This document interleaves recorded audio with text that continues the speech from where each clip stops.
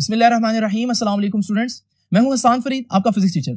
Students, आज का हमारा आर्टिकल है इलेक्ट्रिकल प्रॉपर्टीज ऑफ सॉलिड्स। आइए डिस्कस करते हैं कि इलेक्ट्रिकल प्रॉपर्टीज ऑफ सॉलिड्स क्या हैं। स्टूडेंट्स, आपको मालूम है कि जब भी मेरे पास एक कॉपर की वायर हो और उसके साथ में एक बैटरी अटैच करूं तो बैटरी उसमें से अच्छा खासा करंट जो है वो फ्लो करवाना शुरू कर देती है। लेकिन students, on the other side अगर यहां पर कॉपर की वायर की बजाय एक वुड हो, लकड़ी हो, तो आप देखते हैं कि उस लकड़ी में से कोई करंट फ्लो नहीं करता। तो हमारे इर्द गिर्द कुछ चीजें ऐसी हैं जिनमें से बहुत करंट पास करता है, कुछ चीजें ऐसी हैं जिनमें से बहुत कम करंट पास करता है, और कुछ चीजें ऐसी हैं जिनमें करंट पास ही नहीं करता। तो मुझे अब क्या करना पड़ेगा, ये जितना भी सॉलिड है इसको डिवाइड करना पड़ेगा, इनकी कैटेगरीज बनानी पड़ेंगी on the basis of their electrical conductivity, कि उनकी कंडक्शन के हिसाब से उनकी कैटेगरीज बनानी पड़ेंगी मुझे। तो वो कैटेगरीज क्या हैं? जब मैंने देखा तो मुझे पता चला हम इनको तीन तरह से डिवाइड कर सकते हैं। नंबर वन, एक कैटेगरी हम बना सकते हैं कंडक्टर्स की। कंडक्टर्स में क्या खास बात है? कंडक्टर्स वो होंगे जो बहुत ज्यादा करंट पास करते हैं for the given amount of voltage, और जब वो बहुत ज्यादा करंट पास करते हैं तो मैं क्या कहूंगा, उनमें कंडक्शन बहुत ज्यादा है, या दूसरे अल्फाज में उनकी कंडक्टिविटी हाई है। तो याद रखिएगा, कंडक्टर्स क्या है? कंडक्टर्स वो हैं जिनकी बहुत हाई कंडक्टिविटीज होती है, ठीक है ना, ये ज्यादा करंट प्रोड्यूस कर सकते हैं। अब क्वेश्चन ये है कि इनकी कंडक्टिविटी कितनी होगी। तो इनकी कंडक्टिविटी की जो रेंज है वो सुन लीजिए, रेंज ऑफ कंडक्टिविटी होती है of the order of 10 raise to the power 7। इतनी ज्यादा कंडक्टिविटी होती है इनकी। और याद रखिएगा, साथ इसका यूनिट आएगा ओहम मीटर के ऊपर -1 पावर होगी, यानी कि ऐसे बोलेंगे यूं कि 10 रेज टू पावर 7 पर ओहम पर मीटर। कंडक्टिविटी का ये यूनिट कहां से आया और कंडक्टिविटी असल में है क्या?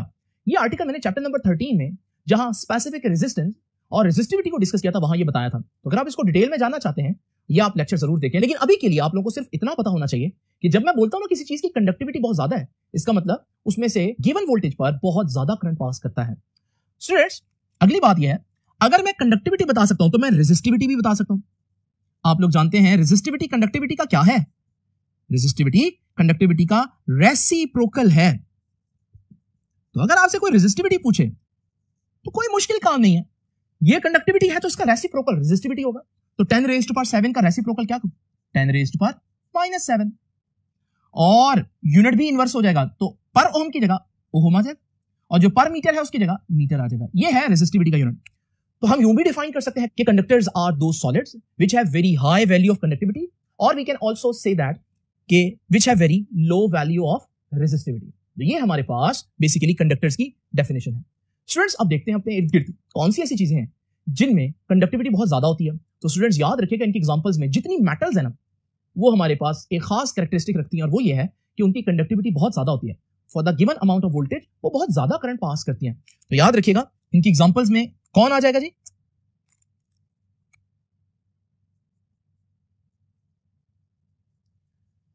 तो एग्जांपल्स में मेटल्स आ जाती हैं, और मेटल्स में से मैं बेस्ट बता देता हूं, कॉपर, सिल्वर, गोल्ड।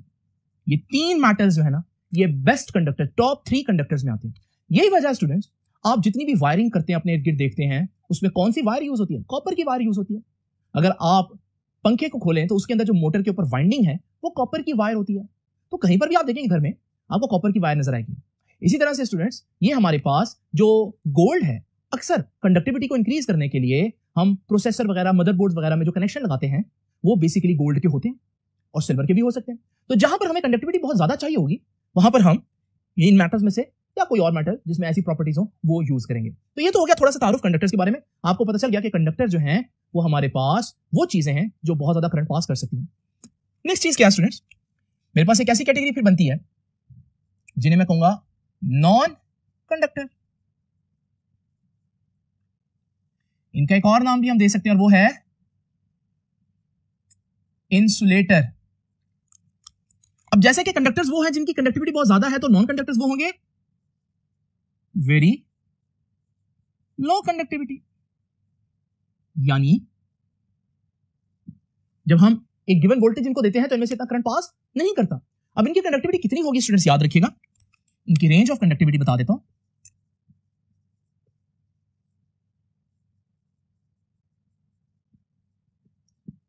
इनकी रेंज ऑफ कंडक्टिविटी है 10 raise to power -20 to 10 raise to power -10 पर ओम पर मीटर।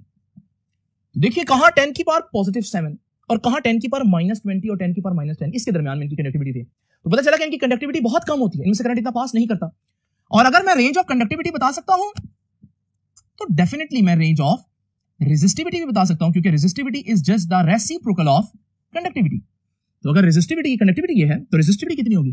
10 रेज टू पावर 10, देखो -10 को +10 कर दिया, पावर पॉजिटिव कर दिया, और ये -20 को पावर +20 कर दिया, और यूनिट में जो -1 आ रहा था वो भी हटा दे, उसको भी +1 कर दिया। तो ये है रेंज ऑफ रेजिस्टिविटी। तो इसका मतलब what are non conductors? So how can you define non-conductors or insulators? Insulators are those solids which has very low conductivity or very high resistivity. अब स्टूडेंट्स अपने इर्द गिर्द अगर हम देखें तो कहां पर हमें नॉन कंडक्टर्स नजर आएंगे? स्टूडेंट्स जिस तरह से कंडक्टर्स इंपॉर्टेंट है, करंट का फ्लो इंपॉर्टेंट है, बिल्कुल इसी तरह से करंट के फ्लो को रोकना भी बड़ा इंपॉर्टेंट है, वरना तो हर वक्त हर शख्स को करंट ही लगता रहे। तो शॉक से बचने के लिए हम इनको यूज करते हैं। तो याद रखिएगा, आपको अक्सर कहा जाता है कि लकड़ी में से करंट नहीं पास कर सकता, इसी तरह आपको यह कहा जाता है कि प्लास्टिक में से और रबर में से करंट नहीं पास कर सकता, इसलिए जब भी आप कपड़े इस्त्री करें तो रबर के जूते या प्लास्टिक के जूते जरूर पहने। तो इसका मतलब इनकी जो टिपिकल एग्जांपल्स है नॉन कंडक्टर्स की वो क्या है?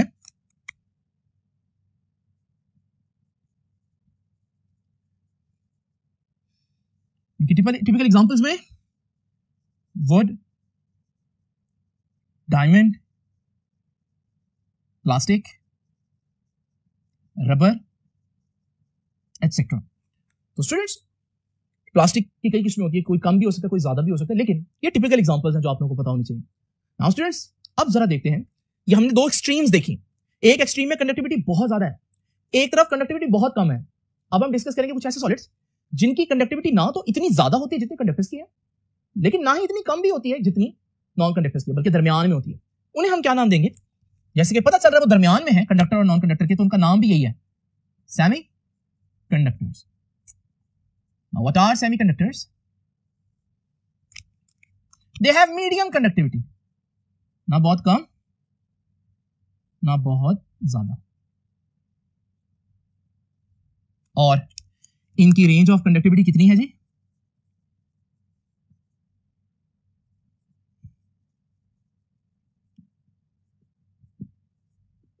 (10⁻⁻⁶ to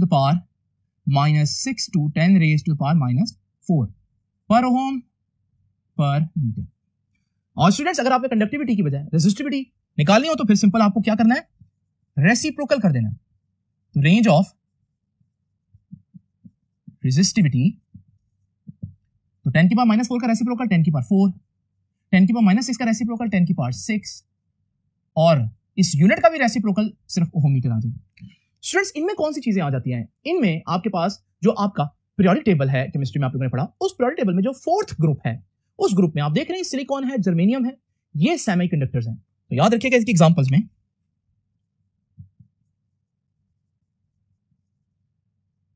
silicon, germanium etcetera. Students ये चीजें हमें कहां दिखती हैं? आप लोग जितना भी इलेक्ट्रॉनिक इक्विपमेंट देखते हैं, फॉर एग्जांपल ये जो मेमोरी कार्ड है, इस मेमोरी कार्ड के ऊपर ये जो चिप है, बेसिकली ये चिप जो है वो सिलिकॉन से बनी होती है। इस तरह आपके कंप्यूटर के अंदर जितनी भी चिप्स हैं वो सिलिकॉन या उसके कंपाउंड से मिलकर बनी होती हैं। तो स्टूडेंट्स ये वो 3 कैटेगरीज हैं जो आप लोगों को पता होनी चाहिए इलेक्ट्रिकल प्रॉपर्टीज के लिहाज से। मैंने जितना भी सॉलिड है उसको 3 कैटेगरीज में डिवाइड कर दिया। लेकिन स्टूडेंट्स क्वेश्चन अब ये उठता है कि ये 3 डिफरेंट बिहेवियर्स क्यों? पहले इसको एक्सप्लेन किया था बोहर ने अपनी फ्री इलेक्ट्रॉन वाली थ्योरी से। वो कहता था कि जिस चीज के पास फ्री इलेक्ट्रॉन हो वो अच्छे कंडक्टर्स होते हैं।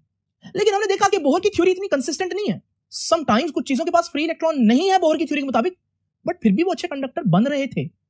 तो फिर हमारे पास वो कौन सी थ्योरी है जो इसको सही एक्सप्लेन करेगी कि कंडक्टर्स क्यों हैं, नॉन कंडक्टर्स क्यों हैं, इनमें करंट बहुत ज्यादा, इनमें करंट बहुत कम क्यों प्रोड्यूस होता है, उसको एक्सप्लेन किया स्टूडेंट्स। जो नई थ्योरी हम लोगों ने नेक्स्ट आर्टिकल में पढ़नी है, और वो है एनर्जी बैंड थ्योरी।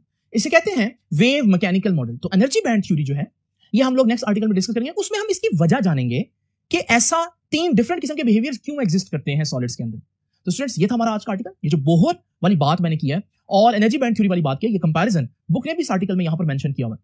तो स्टूडेंट्स आगे आप देख भी रहे हैं कि एनर्जी बैंड थ्योरी का आर्टिकल स्टार्ट हो रहा है।